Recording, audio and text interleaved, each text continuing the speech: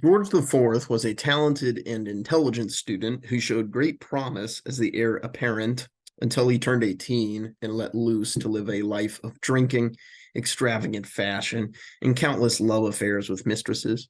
He became infatuated with the commoner Maria Fitzherbert, who he was forbidden to marry due to her being Catholic.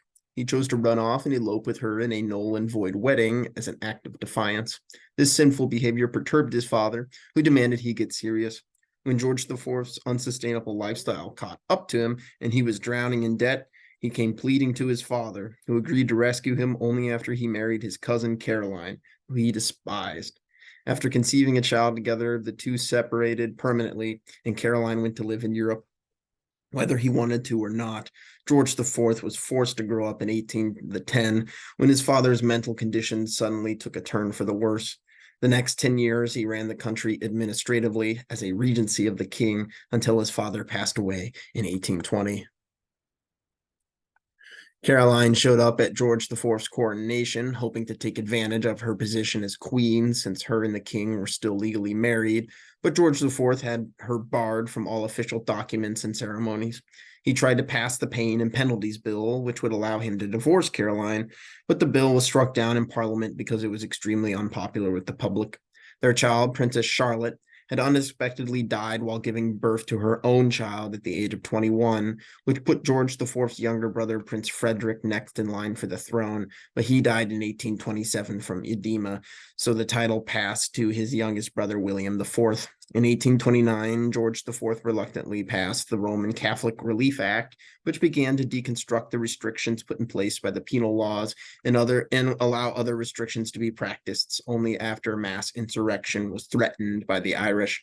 George IV died in 1830 and was followed by William IV. William IV was perhaps most well known for his passage of the English Poor Laws, which reformed and expanded a system set up during the Elizabethan era that provided housing and food for the poor, which was paid for by a property tax levied on property owning citizens.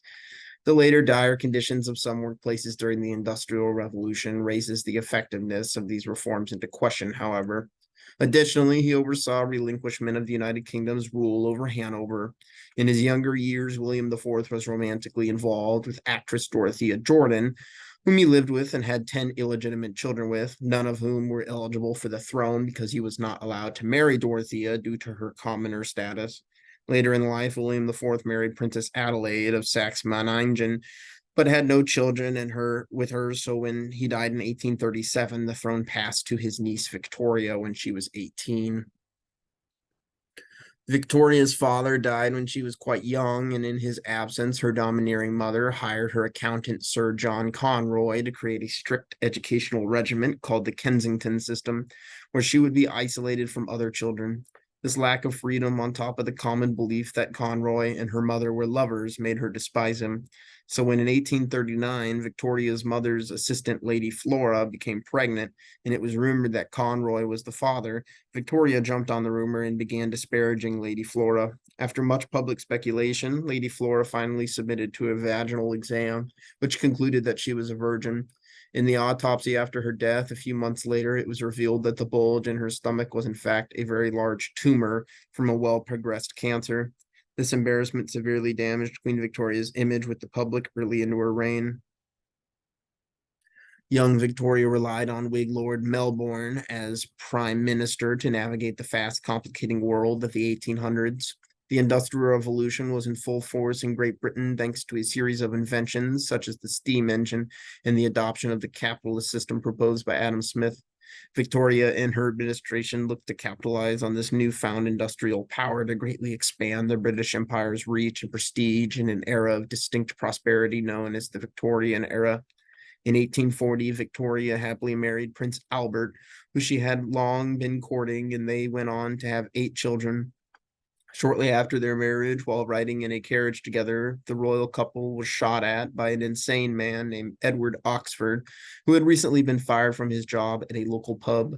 The 2 pistol shots he fired both missed, and he was pardoned on the basis of insanity and sent to live in Australia, which had been in English possession since explorer James Cook landed there and claimed it for the crown in 1770. The assassination attempt was widely reported on and restored Victoria's image. In 1845, the Irish suffered the Great Potato Famine, an event many there blamed on the Queen. A series of tariffs and import restrictions on food crops known as the Corn Laws prohibited members of the United Kingdom from importing these crops from outside powers. These laws made the impact of the potato famine exponentially worse, as the entirety of the British Isles had suffered a terrible farming season that year, and Ireland was not allowed to purchase backup food supplies from any other nation, leading to many more deaths. This eventually led to bipartisan support for the repealment of the Corn Laws. Victoria also had the challenges of mending relations with France and suppressing the domestic workers' movement known as Chartism, which advocated for universal male suffrage over the age of 21 based on the so-called People's Charter. In 1861, Albert died from typhoid fever, devastating the Queen. From that point forward, she mostly became a shut-in and refused to wear anything but black. In 1867, she gave in to demands by passing the Reform Act, which extended suffrage to working-aged men living in urban areas. By 1870, however, Victoria's continued seclusion was leading to calls for a Republican revolution once more in Britain. The following year, her son, the Prince of Wales, contracted typhoid fever as well, and she feared he would die of the same fate as Albert. Miraculously, her son survived, which brought her out of her depression and back into the public light, which restored the public's faith in the monarchy. All the way back in 1600, Queen Elizabeth had granted a royal charter establishing the East India Company, giving it a monopoly over all English trade in the area. The East India Company served as an inspiration for later joint stock companies such as the Dutch East Indies Company. While the Dutch would focus on Indonesia and its vast spices, the British decided to instead extract resources from the subcontinent by seizing coastal cities and establishing them as industrial forts with a port, a strategy like the one already being carried out in the area by the Portuguese. The dominant Mughal Empire in India at the time was initially receptive of British trade, and the company began to find financial success, although it was eclipsed by its Dutch rival. This tension between the royal monopolies was one of the primary causes of the three Anglo-Dutch wars experienced during the 1600s. The East India Company was so large, in fact, that it had its own private military forces that exceeded the British forces at the time. In 1686, the easy relationship with the Mughals ended when they demanded that the tribute tax be raised from 2 to 3.5%. The East India Company refused and decided to blockade the city of Chittagong, beginning the Anglo-Mughal War. The company forces were no match for the 1 million man strong Mughal army, and they were forced to acquiesce to their new demands as well as pay a fine of $4.4 million to the Mughal government. France also was establishing its own fortified cities in Southeast India with Pondicherry and Madras. From 1746 to 1763, the company forces fought with the French East India Company in a series of conflicts known as the Carnatic Wars. The British won and took the port of Madras as a prize, but the fighting also consequently tore the Mughal Empire apart, leaving them weak and invulnerable. In 1756, company forces attacked the Bengal city of Buxar, beginning the Bengal War. The Bengals were allied with the Mughals, but were defeated and forced to give the British Diwani privileges, meaning that they could now collect taxes from the Bengal people on behalf of the government, allowing them to insert themselves in the administration of everyday life. Through alliances with local peoples, such as the Maratha, the company was aiming to purchase and control a strip of coastline along the Gulf of Bengal to connect their territories of Bengal and Madras. The powerful and ascendant kingdom of Mysore in southern India opposed British development and launched the First Anglo-Mysore War in 1767, defeating the British and stalling their territorial ambitions. The Maratha Empire was a large Hindu society which controlled most of northern India. The empire was ran by a Peshwa, who acted as a prime minister and did most of the day-to-day operations for the emperor, known as a Chhatrapati. When popular Peshwa Mahad Rao died of tuberculosis in 1772, he was replaced by his brother Naranyan Rao's uncle Raghunath Rao wanted the throne for himself, so he had Naranyan Rao assassinated and he took power. This control was soon tested, however, as Naranyan Rao's widowed wife gave birth to a son, and many Marathi elite began to push to install the infant as Peshwa. Raghunath Rao, unwilling to relinquish power, turned to the East India Company for military assistance in exchange for Mumbai. In exchange, they accepted, beginning the First Anglo-Maratha War in 1775. Raghunath Rao and the company soldiers were defeated, upholding the current Maratha control. In 1780, riding off the confidence of their previous win and the company's stalled success, the Kingdom of Mysore launched a second war against the company, this time with the aid of France, beginning the Second Anglo-Mysore War. The war was a stalemate and saw the British agree to stay out of military conflicts between the Mysore and Maratha. It was during this war that the company forces witnessed the horrifying success of Mysorean rockets used on the battlefield, and they brought this technology back to England, beginning the European rocket industry.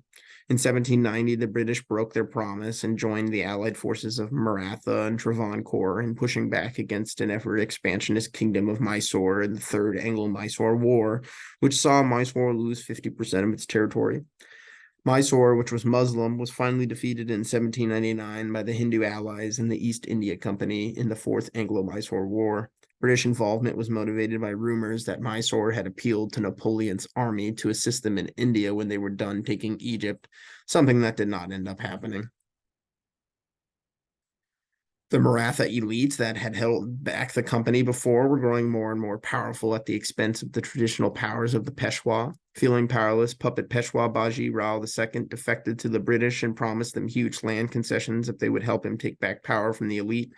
In 1803, the combined forces of the Peshwa and the company defeated the Maratha in the Second Anglo-Maratha War, which gave the East India Company control over Delhi and Gujarat and reaffirmed the Peshwa's prestige. In 1817, the company turned on their former ally, Peshwa Baji Rao II, and attacked Maratha once more in the Third Anglo-Maratha War, defeating them and ending Maratha independence. In 1843, the East India Company seized control of the Sindh region in southern Pakistan. In 1845, the company began its conquest of the Punjab region, which was controlled by the Sikh Empire, in the First Anglo-Sikh War, which saw the Sikhs cede the state of Kashmir to the company.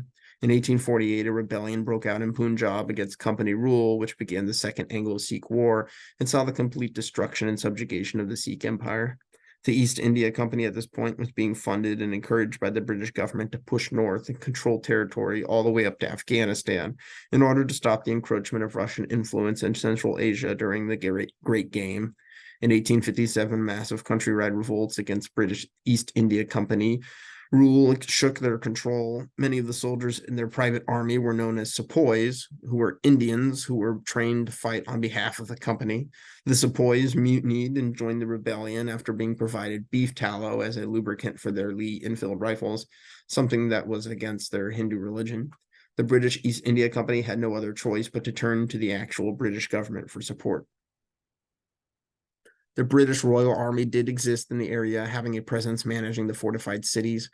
They helped the company and the soldiers still loyal to them to defeat the rebellion, and then dissolved the East India Company and placed India under the rule of the crown by establishing the British Raj and making Queen Victoria Empress of India. The British Empire was now massive, stretching many continents, and had become arguably the strongest country in the world, and Victoria was keen to continue this conquest. She unsuccessfully lobbied Parliament to join the Russo-Turkish War on the side of the Ottomans, but was able to convince the need for military action in 1879 against the Zulu Kingdom in the Anglo-Zulu War. 10 years prior, Britain's remaining North American colonies were successfully reorganized as the Confederacy of Canada under the Crown, giving them more autonomy in their governance. During the Napoleonic Wars, the Netherlands proper became a vassal state of France called the Batavian Republic, but maintained their overseas territory. Britain took this opportunity to seize the Cape Colony in South Africa in their fight against France and her allies. The Dutch settlers there, known as the Boers, did not want to live under British rule, so they fled east and established their own country, the South African Republic. Britain aimed to subjugate the other political entities in South Africa and combine them with the Cape Colony to create a new confederacy similar to Canada. They started with the Zulus, a fierce warlike people who put up fierce resistance but were ultimately defeated, and their kingdom was dissolved and turned into the colony of Natal. A year later, the British attempted to bring the Boer republics into the Confederacy by launching the First Boer War, but were badly defeated by the Boers because of their lack of knowledge about the local geography. In 1887, Victoria hosted the Golden Jubilee, which celebrated her reign of 50 years. A decade later, in 1897, she celebrated her 60th reign with the Diamond Jubilee Parade, when she became the longest reigning monarch in British history. In 1899, the British began the Second Boer War, and this time defeated the Boer republics and established the Confederacy of South Africa, somewhat to the dismay of the rest of the world. Elderly Queen Victoria died in 1901 and was followed by her son, Edward VII.